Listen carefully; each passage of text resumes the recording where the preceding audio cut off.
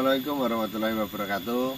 Eh, Salam Satria Pinanjuta TV, berbudi laksana. Bahwasanya kami dan tim Satria Pinanjuta TV saat ini kembali melakukan penelusuran ke tempat yang sangat bersejarah, teman-teman.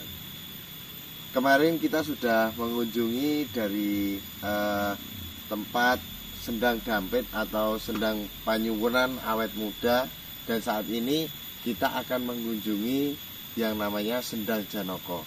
Katanya dari berbagai narasumber yang kita terima, dahulu ada Raden Janoko atau siapa itu pernah mandi di situ. Apakah benar itu Raden Janoko? Kalau benar, memang benar itu Raden Janoko, berarti tokoh pewayangan tersebut tidak hanya menjadi dongeng, tapi itu benar adanya. Simak dan ikuti channel kami Salam Satria Pinanjuta TV, berbudi laksana. Oke teman-teman, kita sudah sampai di sana tempatnya. Dikarenakan kita nanti akan menuju ke sana. Dikarenakan yang mengetahui sejarah atau yang di sini para tokoh-tokoh sesepuh di daerah sini itu sudah tidak ada. Jadinya tidak menurunkan cerita tersebut ke anak keturunan-turunannya. Jadi cerita tersebut agak sedikit bias. Jadi kembalinya kita meliput ke daerah-daerah tertentu seperti ini dengan tujuan bahwasanya bagaimana cara kita untuk melestarikan kembali kehilangan-kehilangan sejarah tersebut. Oke, jadi salah kita itu karena sejarah tersebut tidak kita ceritakan dan kita tidak kembangkan, jadi sejarah tersebut akan hilang, dan seiring berjalannya waktu, generasi selanjutnya itu tidak mengerti tentang sejarah tersebut.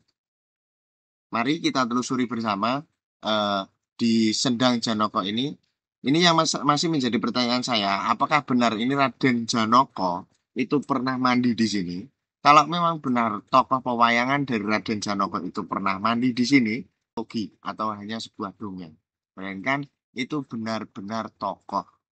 Nah, nanti teman-teman bisa komen, silahkan apakah ada kaitannya tempat yang lain mengandung tokoh pewayangan yang melakukan peperangan dan lain sebagainya. Kita akan kuak tuntas bagaimana nanti kondisi di dalamnya.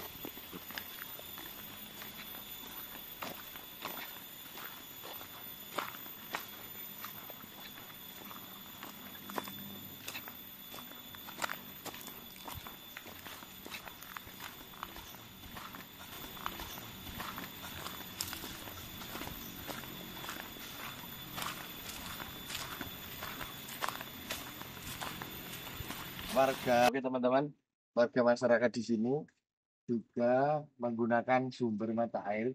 Ini dekat dengan sungai.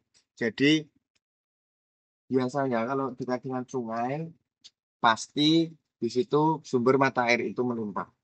Nah, jadi masyarakat di sini selain apa jenenge petilasan, bukan, maaf, sendang yang disinyalir untuk mandi Raden Janoko, dari warga setempat juga membuat sumur. Ini adalah sumur-sumur baru yang dibuat oleh warga masyarakat sekitar untuk menampung air untuk dialirkan ke masyarakat. Nah, ini yang unik dari Sendang, teman-teman. Setiap Sendang pasti memiliki pohon-pohon yang besar.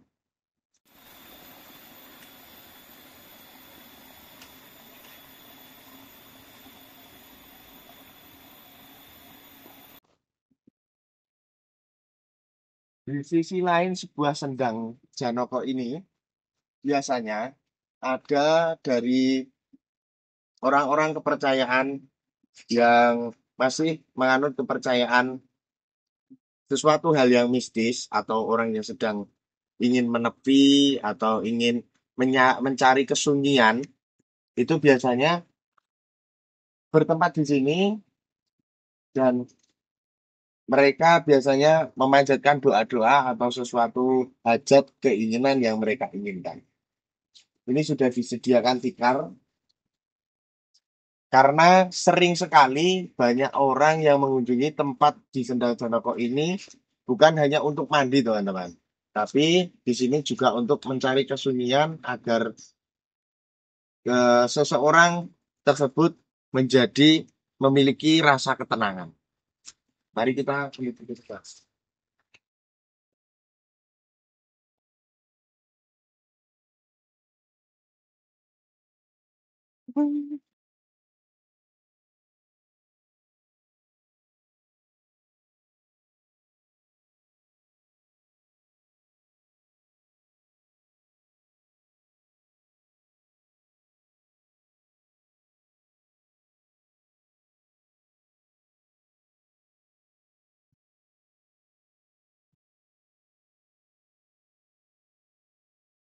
Oke, kita sudah sampai di sendang tersebut.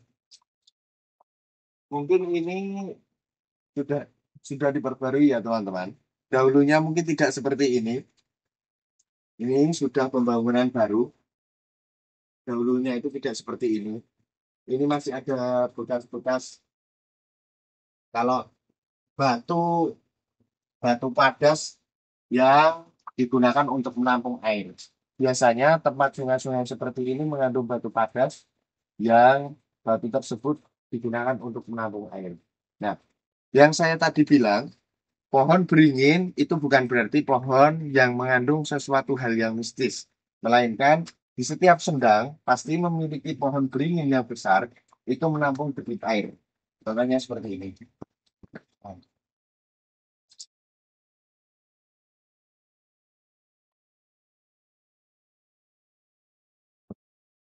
Oke teman-teman, eh, saya hanya berpesan bahwasanya ketika kita mengunjungi tempat-tempat yang memiliki sejarah atau memiliki peranan yang sangat penting dulu untuk masyarakat. Contohnya seperti Sendang ini, pastinya dulu masyarakat itu sekitar menggunakan Sendang ini sebagai eh, sebagai untuk memenuhi kebutuhan dari pasokan air. Jadi, ketika kita mengunjungi tempat-tempat yang seperti ini, saya sering bilang dan saya sering tekankan, harap mohon jangan berbuat yang tidak baik. Kita tetap di sini eh, ketika kita mencari ketenangan atau menepi ke suatu tempat itu diusahakan jangan mengotori tempat tersebut. Kalau bisa, kita bisa membersihkannya, kita membuatnya rapi dengan tujuan bukan hal mistis, tapi dengan tujuan karena cinta gitu. Kita karena cinta dengan kebersihan.